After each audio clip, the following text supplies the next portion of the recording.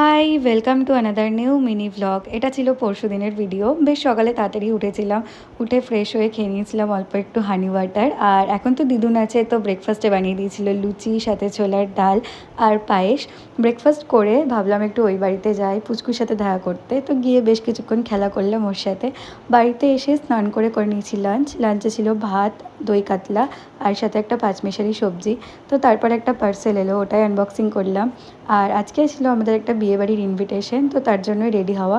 এত গরমে কোনো আর হেভি সালোয়ার পরিনি, একদম পাতলা মোডাল সিল্কের ওপর একটা শার্ট পরেছিলাম, বাট এটা দেখতে অনেকটা শর্ট কুর্তির মতো। আর পরে তো ভীষণই কমফোর্টেবল লাগছিল, একদম হালকাই সেজেছিলাম, ভীষণ গরম। আর এটা ছিল আজকে বিয়েবাড়ির মেনুতে তো অনেক কিছুই ছিল।